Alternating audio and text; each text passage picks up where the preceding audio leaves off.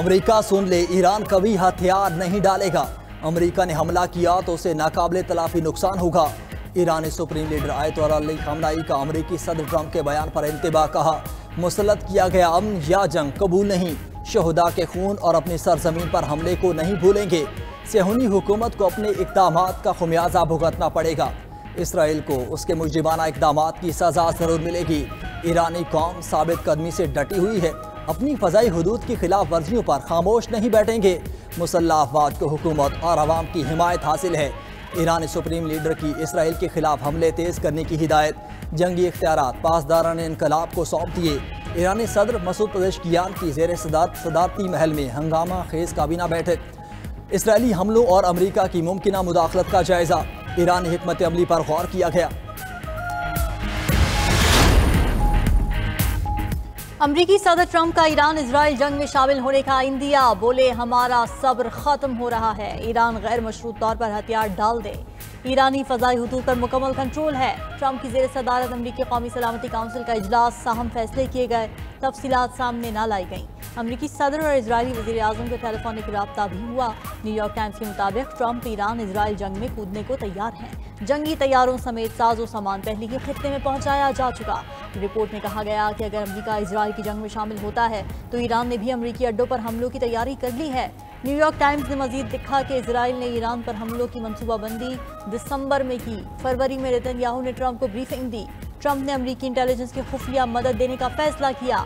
Israel ने ईरानी क़यादत को निशाना बनाया तो ट्रंप ने क्रेडिट लेना शुरू कर दिया। ट्रंप का जहन बदल चुका। जंग के जल्द खात्मे की कोई उम्मीद बाकी नहीं।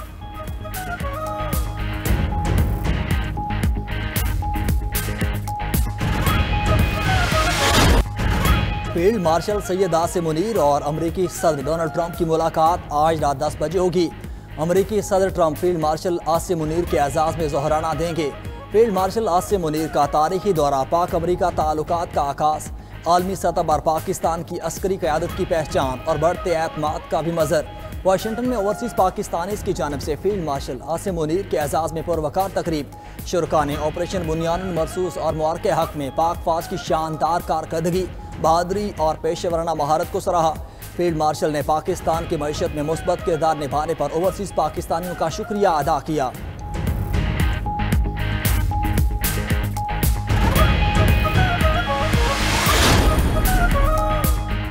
ईरान इजराइल कशीदगी दुनिया के लिए खतरनाक है। पाकिस्तान का आलमी ममालिक से ईरान इजराइल जंग खत्म कराने का मुतालबा।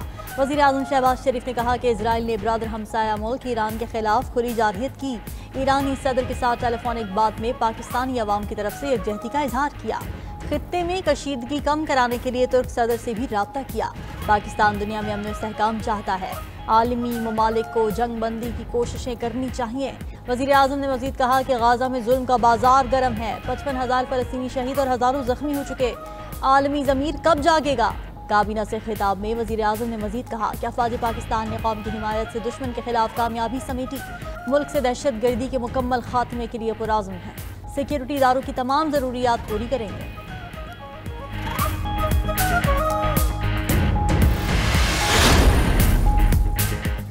पाकिस्तान के इसराइल पर हमले की झूठी खबर फैलाई गई। फेक न्यूज़ दुनिया के लिए बड़ा चैलेंज है।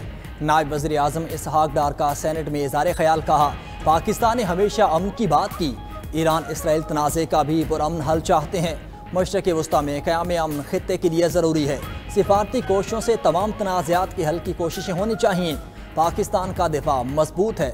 सेनेटर शरी रहमान ने कहा कि बिलावल भुट्टो की क़यादत में पाकिस्तानी वफ़द ने दुनिया भर में अपना भरपूर मौक़िफ़ रखा, जिसे सराहा गया। हम जंग की नहीं अमन की बात करते हैं। 2 एटमी मुल्क किस नहज पर पहुँचे सबको पता है।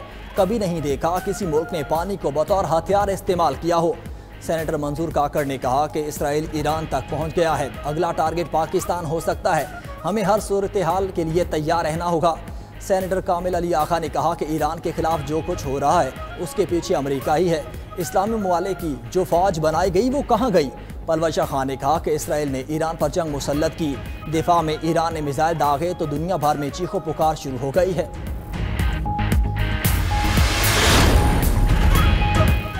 ईरान के इजराइल पर अपने दिफा में हमले जारी। इजराइल पर अल फतह मिसाइलों की बौछार। तल अवीव, यरूशलेम और शरोन धमाकों से लरज़ उठे। ताबड़तोड़ हमलों पर इजरायली दिफाई निजाम आयरन डोम जवाब देने लगा। मिसाइल रोकने में फिर नाकाम। अमरीकी मीडिया के मुताबिक फजा में ईरानी मिसाइलों को निशाना बनाने वाले दिफाई निजाम के मिसाइल कम पड़ गए। इजरायल को डिफेंस एरो इंटरसेप्टर्स की शदीद कमी का सामना है। पासदारान इनकलाब का कहना है कि हाइपरसोनिक अल-फतह मिसाइलों से इजरायली दिफाई तंसीबात को निशाना बनाया। बनी बुर्राक में 20 कारें जल गईं, दर्जनों मकानात तबाह हो गए। ईरानी हमलों के बाद इजरायल की तबाही, इमारतें खंडरात का मंजर पेश करने लगीं। इंफ्रास्ट्रक्चर भी शदीद मुतासिर।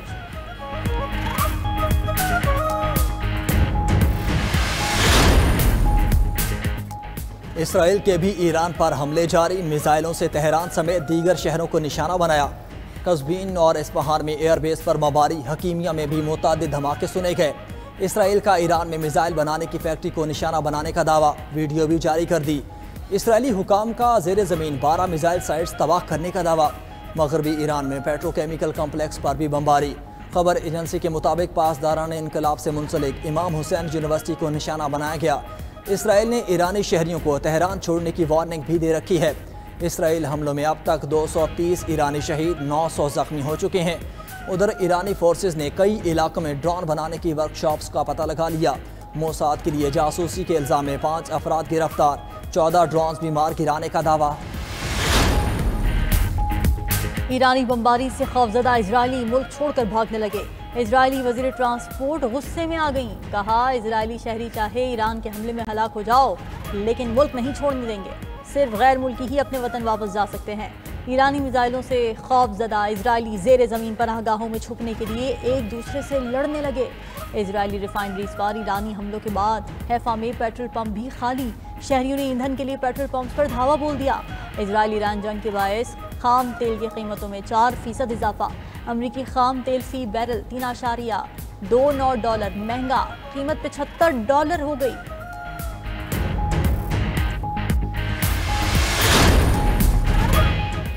अमरीकियों की अक्सरियत ने इसराइल ईरान जंग में अमरीकी शमूलियत की मुखालफत कर दी। योगोव सर्वे के मुताबिक 60% अमरीकियों ने मुखालफत की और सिर्फ 16% ने हिमायत की। 41% अमरीकियों ने ट्रंप के ईरान से निमटने के तरीके को गलत करार दे दिया। रिपब्लिकन्स की अक्सरियत ईरान इसराइल तनाज़े में शमूलियत के खिलाफ है। सर्वे के मुताबिक 50% अमरीकी ईरान को अमरीका के दुश्मन के तौर पर देखते हैं।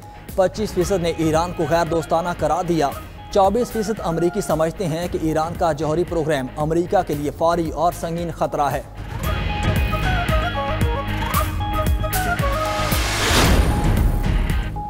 ईरान में फंसे पाकिस्तानियों की बहिफाजत वापसी का मिशन पीआईए की पहली परवाज 107 पाकिस्तानियों को लेकर इस्लामाबाद पहुंच गई। ईरानी फजाई हुदूद की बंदिश के बायस पाकिस्तानी शहरी ज़मीनी रास्ते के जरिए तुर्कमानिस्तान के शहर अशकाबाद पहुंचे थे। अफगान बॉर्डर के जरिए भी मजीद 90 तालिब इल्म पाकिस्तान पहुंच गए। अब तक तालिब इल्मों समेत 331 अफराद ईरान से पाकिस्तान पहुंच चुके हैं।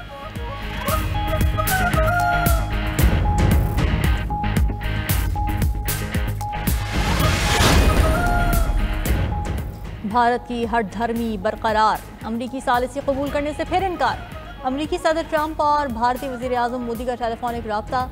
भारतीय सेक्रेटरी खारिजा विक्रम मिस्री के मुताबिक पाकिस्तान से तनाज़े पर भारत तीसरे फरीक की सालिसी कबूल करता है, ना करेगा। मोदी की ट्रंप से मुलाकात G7 इजलास पर होना थी। ट्रंप की जल्द अमरीका वापसी के बायस ना हो सकी।